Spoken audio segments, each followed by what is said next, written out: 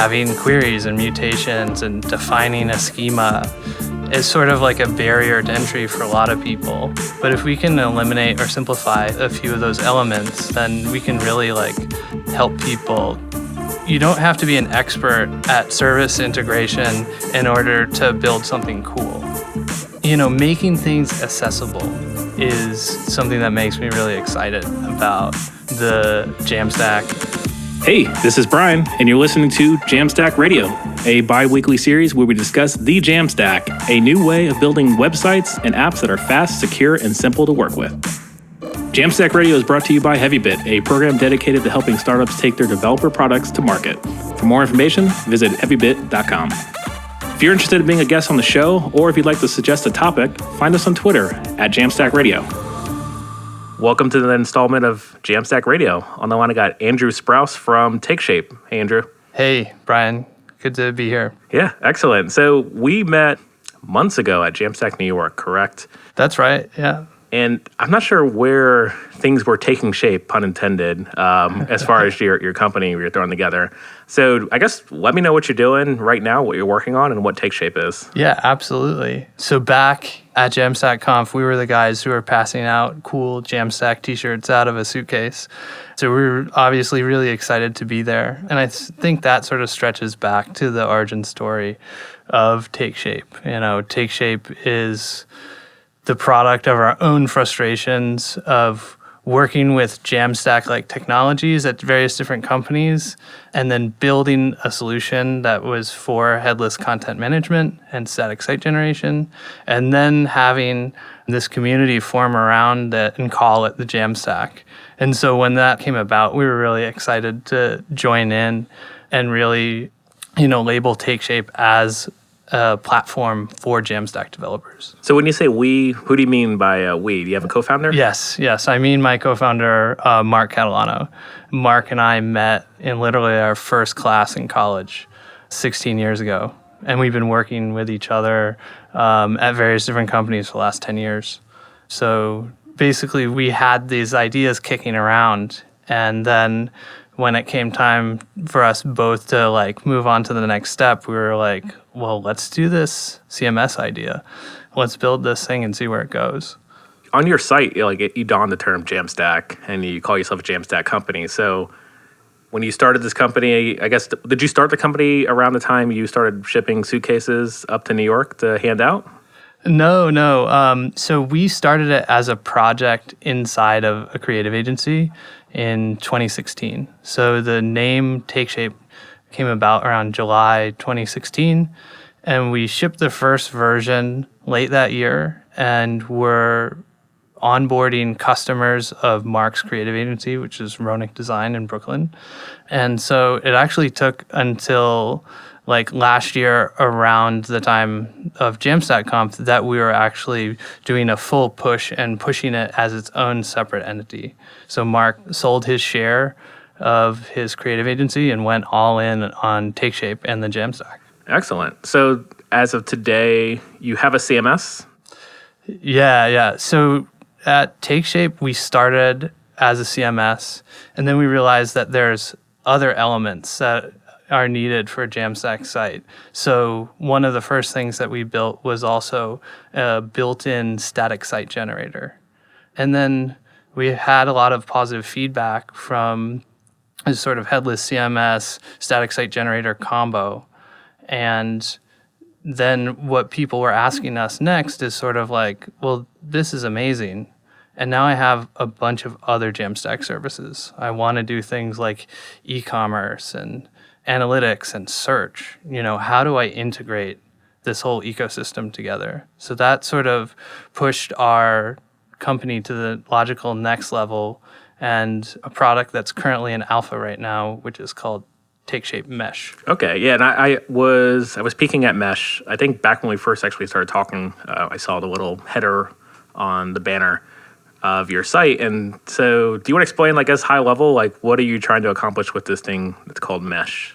Yeah, absolutely. So TakeShape started as a headless CMS, and what we allowed you to do is using the GUI, define your data models, and then we would generate out for you a GraphQL API. And so what mesh really is as a concept is the ability to sort of apply that way of data modeling and that sort of generated GraphQL API and apply it across multiple services. So you can imagine defining a blog post content type and then say having a promotional product that's actually stored in Shopify and gets all its fields from Shopify. Yeah, so like the beauty of the JAMstack is that you have a lot of opportunities and choices and like decisions that you can make to make flexibility on whatever your workflow is. But it sounds like you were hearing from people that they didn't want as much choice. So you had a static site generator instead of a headless CMS, correct? Yeah. Is TakeShape, is your path to build different workflows or streams of getting sites together? Well, so what I would say is it's not necessarily that we were hearing that people wanted less choice. It's just that what people wanted were they were unsure of how to combine things together in a cohesive way. And so what we're trying to do is allow people to have the flexibility of whichever vendor they want for whichever service, and then enable them to do that in an easy way. And one of the amazing parts of the JAMstack is it's really enabled sort of more new engineers to be able to build advanced products and websites. So what we wanted to do is be like, well, you don't have to be an expert at service integration in order to build something cool. And so that's the audience that we're building for when we have things like the built-in static site generator. We actually have a lot of customers who use Gatsby, and we love that people use Gatsby and think it's an amazing project and is certainly way more advanced than our built-in static site generator. But it, if you're trying to do something really simple, Gatsby is kind of like, a jumbo jet to go to the grocery store. Yeah. I love Gatsby, and I get that feeling. Sometimes I don't reach for it, especially from small projects or projects that I'm sort of testing or feeling out things. I find that if I end up having it long live, like sometimes I'll attach myself to a Gatsby template that I don't like. So then I end up rewriting more stuff than I really needed to. I'd love to find like the perfect Gatsby template that I can just tinker with, but I haven't found that yet. It always ends up being like whatever the most bare bones version is. Right. And then with no design or UI at all. Yeah. So we just wanted literally, how do we get HTML onto a CDN? No other promises other than that. The most basic possible static website.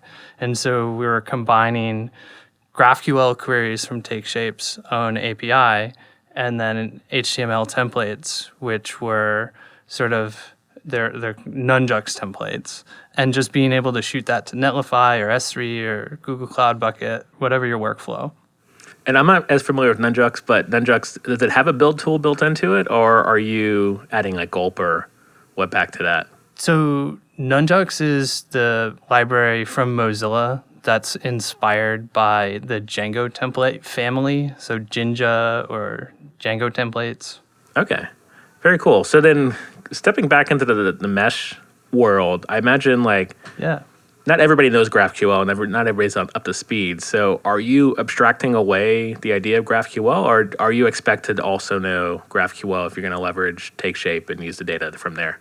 Well, that's kind of the beauty of it, is that you don't need to know how to implement a GraphQL API to use TakeShape or the mesh product. What we do is we give you the GraphQL API to ingest, because that we find that for a lot of people that's an even more convenient way to consume an API, where in our product we have the graphical browser and you can just pop in and experiment around with queries, and to watch like a new developer go in there and experiment with the queries and be like, wow, okay, this is what I can get back. There's like less hesitation for them than ingesting heavy API docs and then being afraid of trying it out and having to set up Postman or something like that. Yeah, so you're just, again, I guess you're just removing that friction. Yeah, GraphQL, I feel like it's a bit daunting of a word because it sounds really complicated, and the idea of having queries and mutations and defining a schema, is sort of like a barrier to entry for a lot of people. But if we can eliminate or simplify a few of those elements, then we can really like help people become comfortable with at least querying a GraphQL API. Yep. So I'm curious, I've actually talked to quite a few headless CMSs on the space, and I'm curious of like going back to the origin story and you figuring out that you either were a headless CMS or that were you just trying to be a CMS like WordPress or Drupal at the time? No, so we were really inspired by a product called Webhook, which was a really early thing that was built on Firebase, had a built-in static site generator and GUI content modeling tools. But what we really wanted to actually have a true API separation between the static site generator and the CMS portion. So we were frustrated when Webhook went out of business. So we were like, finally, this is the nail in the coffin. Yeah, I didn't even know Webhook had a business, to be honest. I remember their product, but I guess that's probably why they went out of business. Yeah, it was $9 a month. It was an amazing deal. And they got tired of supporting it, and they weren't making any money because they didn't charge much for it at all. So we really were saddened by that. So initially, TakeShape was to be this type of combo, except we had this robust API layer. And early on in 2016, we bet on GraphQL because, to be honest, as developers, we're like, well, we don't want to write a ton of endpoints to support every little different format of data that people want to get back. We should use something more flexible. And when we saw GraphQL, we're like, well, this will make our job easier. We'll do the first version with GraphQL. And then if people really protest, we'll implement the REST endpoints. Did anybody protest on the GraphQL? No. People were like, GraphQL, this is interesting. I've never heard of that before. And then when you show them a few demos of what they can do with it, they're like, oh yeah, I see why this is useful. This is pretty cool. Yeah. And I think that's a testament for GraphQL too as well. I think the problem is, I think this is also, I conflate this also to like how Redux was introduced to the community for the JavaScript space, where a lot of people wanted to talk about like specs and like structure and data flow pipelines and bindings and all this other stuff. But if you just show people real data and how to get it and see the benefit like with their own fingertips, then I think that's a better sell than you explaining like all these data models and structures and what graph theory is. Yeah, I mean, I think that you show people the tangible benefits. And it's also, the creators of GraphQL have also acknowledged that the name is extremely misleading. It actually has nothing to do with graphs and nodes and edges. So it's funny whenever you come across APIs that insist on using that terminology because it's not a requirement. And certainly if you're not using an underlying source that isn't a graph structure, you're just potentially alienating people who are uncomfortable with that terminology. Yeah, it's true. I think sometimes as engineers, I think we could be a little too smart for ourselves. And I think the products and projects that win are the ones that introduce people into the fold and not introduce the same. So if GraphQL, and I know that the name is a little offsetting and doesn't really actually describe it, but if they only targeted the graph database people, I think it would be a harder sell. Yeah. But I think because they were solving a problem in their own space, which was like the web space, and people who aren't building graph databases, then I think the adoption made it interesting. And I think when you're able to approach a new problem and present it to new people, I think Rust is a good example of this, where they're making systems level programming adoptable to a good amount of people. I think there is still a lot of work, and I think Rust is still a challenging mindset or a construct to actually understand, because if I'm doing JavaScript and making animations in CSS, like I might not be the best candidate for Rust, but I think I can approach it because the way they've approached their community and their documentation. Yeah, I think that, making things accessible is something that makes me really excited about the JAMstack and GraphQL and this sort of space, because, it wasn't too long ago where the dev community would be like, oh, you don't know C++? Well, you're no good. Sign off of /. So, I feel like JAMstack community, places like Dev2 are really great places for people to get involved and really to promote, or a better word would be empower people to know that they can build cool stuff, and they now have the tools to do it. Yeah. So I'm curious, like going forward, like what is TakeShape standing apart from all the other CMSs, all the other JAMstack products that are out there? Like, what's the benefit of me using TakeShape over something else? Yeah, I think that first and foremost, TakeShape as a company, our mission is to build tools that people want to use. And so we started off with this headless CMS because that was a hole in the market. And we've seen the need of the developer evolve. And so we don't want to be thought of as just simply a CMS. We want to be a platform of tools that the JAMstack developer reaches for. And it's a way that we can, help build the ecosystem and really be like a good player, help people use other tools that they wouldn't incorporate in their project if it wasn't easy to do so. And so that's really where we see as sort of our positioning in this ecosystem and, why we're excited to be here. Excellent. So I'm curious also how much this costs, because it seems like you're going to a pathway of a simple framework or a workflow for you to integrate into your sites. Like you're choosing Nunjucks because it takes away some of that.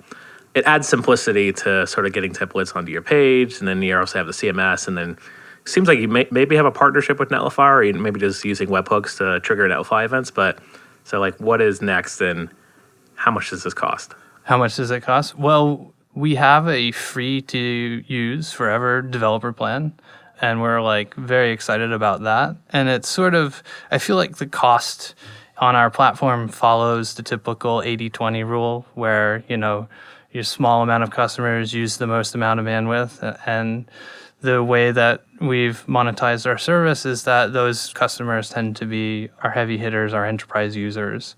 And as TakeShape being a SaaS product and a multi-tenant one, we're able to serve more people for cheaply at economies of scale. So that like the platform having a lot of customers makes it easy for us to drive down the cost and give people that free developer plan for their personal projects.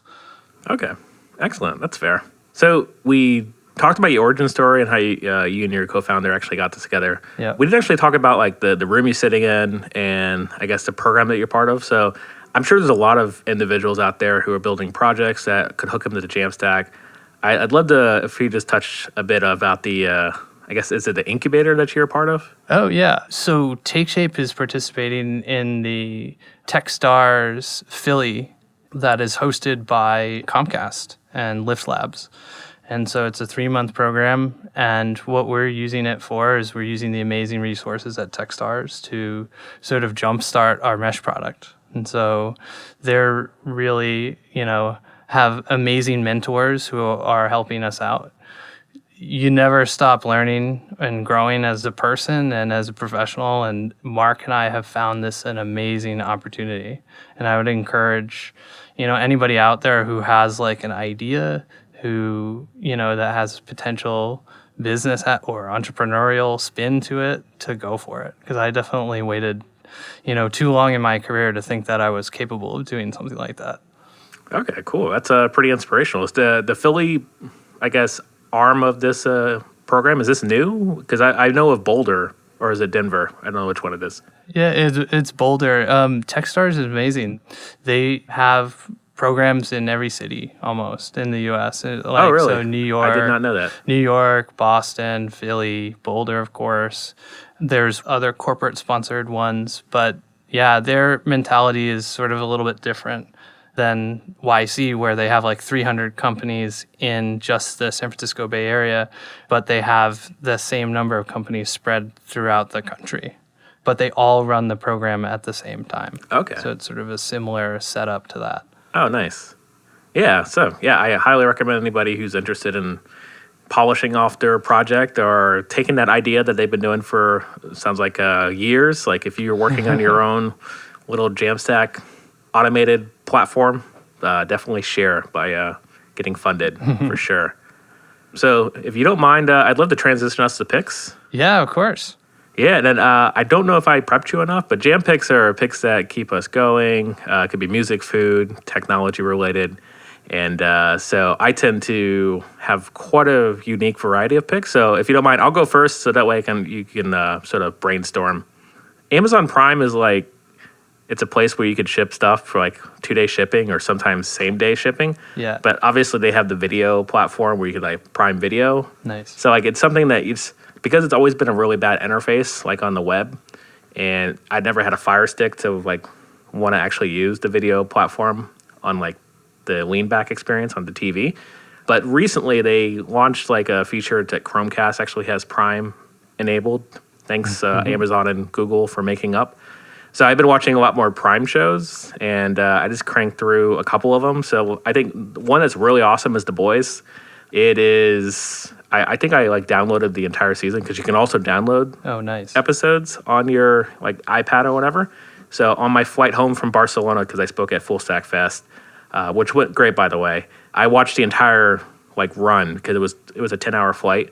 So I watched the entire run of the entire series, 10 episodes, and it was really good. It had me going. And also, I could not go to sleep, so it was perfect timing. My second pick, though, I can't remember. I met you in New York, but I don't know if you were living in Brooklyn. But there's this place in New York called Artichoke Pizza. Oh yeah. If you're in New York, like people know about this, but they only recently, in the last couple of years or maybe a year, came to the Bay Area. Nice. So they had one in Berkeley. And then it's opened up another one in Temescal in Oakland. So if you're in the Bay Area, you probably know where that is. But I had it for the first time 2 weeks ago, and it was amazing. So good. Yeah. So I highly recommend if you're in Oakland or Berkeley or New York, grab Artichoke Pizza. But what I hear is that the lines are usually longer in New York. Almost always. Yeah. So in the Bay Area, so my friend who went with me is from New York, and they were just remarking on how it was just so easy to even find a seat because there's like actual seats that you could actually sit down and eat too as well. Yeah. The original is just like a counter. Yeah. And there's a line out the door. So that's probably what he was used to. Yeah. Well, I guess come to the West Coast. It's the best coast for Artichoke Pizza. All right. So I'll follow on with your food pick with my food pick. And so in Philly, I've been very happy to discover that they have amazing tacos in Philly. Oh, okay. I wouldn't think of Philly as a taco city, but there's an amazing place called South Philly Barbacoa that has amazing barbacoa tacos, and they do like a whole traditional barbacoa where, they start probably like the night before and, roast a whole lamb, and then they chop it up and they make these amazing fresh tortillas. So that's inspired me to like go home and be better at cooking and also to eat more tacos. And my second pick, I haven't had much time to watch shows, but while I'm coding, definitely into listening to a lot of music. And I've sort of had a middle school metal renaissance recently. I got to go see Iron Maiden in Brooklyn last month, and that sort of like, brought me back to old days, and been listening to some classics, some Number of the Beast, and just like something with a nice energetic beat to work to. So yeah, some foot tapping music, it sounds like. Exactly. Yeah. Which I guess with the double bass pedal, it's like some intense foot tapping. For sure. Excellent. Well, I'll let you get back to rocking. And Andrew, I just want to thank you very much for coming on the show, talking about TakeShape and talk about your origin story, and also mention about Techstars too and how that program works. So hopefully people are aware of places they can sort of pitch their idea. And listeners, keep spreading the jam. That's all the time we have for today. If you're interested in being a guest on the show, or if you'd like to suggest a topic, find us on Twitter at JAMstack Radio. To learn more about Heavybit, visit heavybit.com. And while you're there, check out their library. It's packed with amazing talks on sales, marketing, product, and general management from founders of developer tools companies and other industry leaders.